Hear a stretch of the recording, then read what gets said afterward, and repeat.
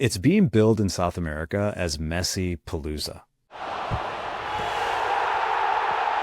You mentioned Argentina, and they are already wrapped up their qualifying from a competitive standpoint, but they do have a possible milestone game to be played tonight. It's maybe in doubt whether this might be the last qualifying match that Lionel Messi represents his country in on home soil. It may be the last competitive match. It may be whatever it is. It's something's going on, but we know that we're getting towards the end of this thing.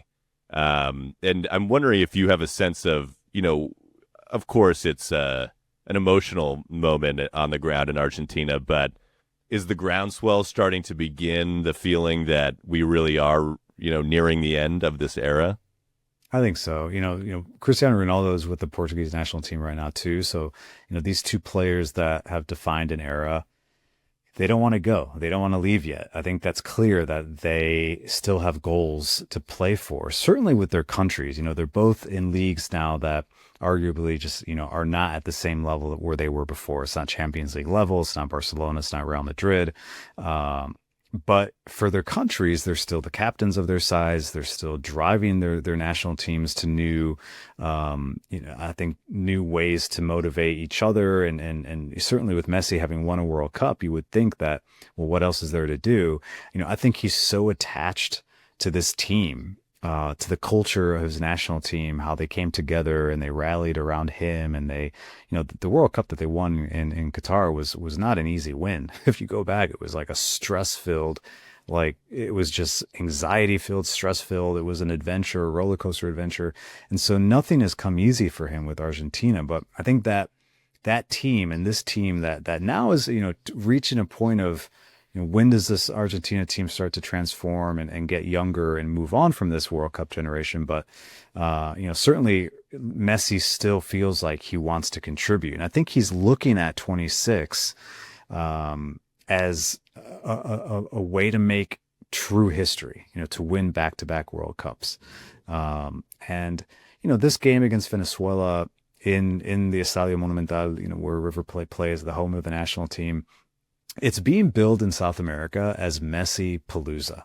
Okay, this is interesting because there's a lot to play for. You mentioned it. Argentina's in. Like, they can sort of coast now in these final two fixtures.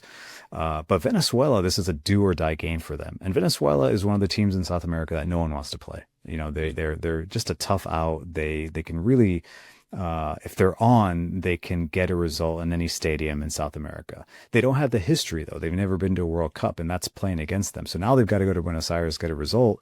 And this talk is that, like, Venezuela is coming to ruin this moment where Messi will be undoubtedly with his family. I expect there to be an event, sort of a ceremony on the pitch before the kickoff. Maybe he'll be presented with some sort of plaque or a jersey or something. His family will be there.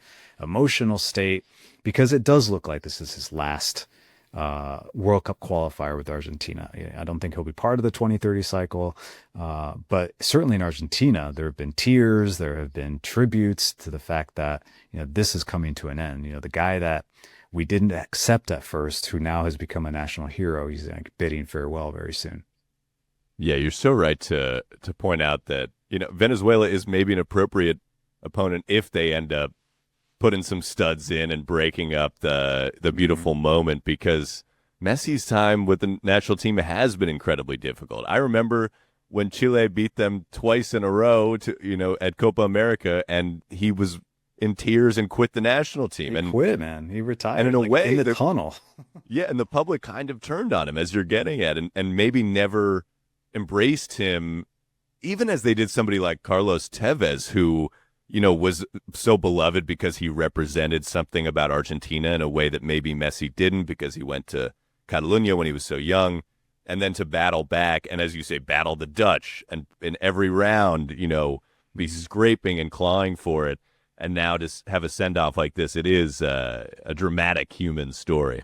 I think it is. It's like a hero story. He was, from start as he was a pariah in his own country. He had statues that were desecrated, vandalized in Argentina. He was not considered an Argentine. He was not considered a winner. He couldn't replicate what he did with Barcelona with the national team. And those Copa America losses, those back-to-back losses, oh my gosh, like, yeah, just going back to that, like so painful for Argentina, and also losing to Chile for Argentines. It's like, I know Brazil is like their number one nemesis, but you can't lose to Chile. That's what they say in Argentina. You cannot lose to Chile, especially in a final twice. And so, going back to, a decade later, now we're nearing 2026.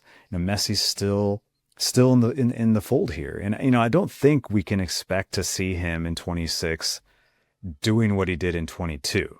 Okay, like that, where he found another gear. He found something that a motivation that perhaps we hadn't seen at a World Cup, carrying the team. He's not expected to do that anymore. There's some really good young players on that national team playing his position. Thiago Almada, who was in MLS recently with Atlanta United, now with Atletico Madrid. I mean, that dude is going to be a star for them. He's going to be their 10, I think, in the future. They have Nico Paz, who's at Como, another lefty number 10. Mastrono from Real Madrid, Franco, the young player who now just moved to Real Madrid. Like, these are the future of that team in those key number 10 creative positions. So Messi is still an icon, still a hero, still a captain, but expecting him to carry the team is not really the story right now. Yeah, at least they're, as you say, blessed with plenty of supporting talent. And it does represent, if he were to win back-to-back, the Maradona comparisons were there always, but, then he's already, for me, there's never been a better, but it would just be so beyond doubt at that point. It would be so legendary. It would be incomparable. If you combine the club and national team achievements, it would be unbelievable. Yeah, I mean, he would be then. I think the argument now is like Pele and Messi. Pele won 3 in a row. That's not. I don't see that happening anytime soon. Maybe Kylian Mbappe will win 3 total because he's still young and his teams are so stacked, the French national team.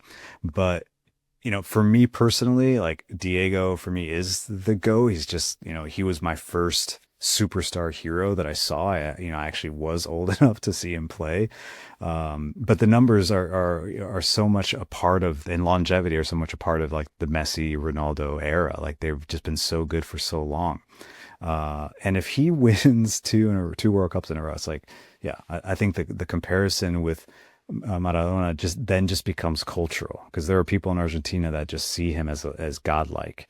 And there's no one better than him, no matter how many titles they win. Messi will always be a step below him because of what you mentioned about Tevez, is the same aura that Diego has in Argentina. But certainly from just the putting the Maradona, Pele, Cristiano Ronaldo, and Messi argument, like if Argentina goes back to back, I think that argument's over. Messi's just alone on the pedestal.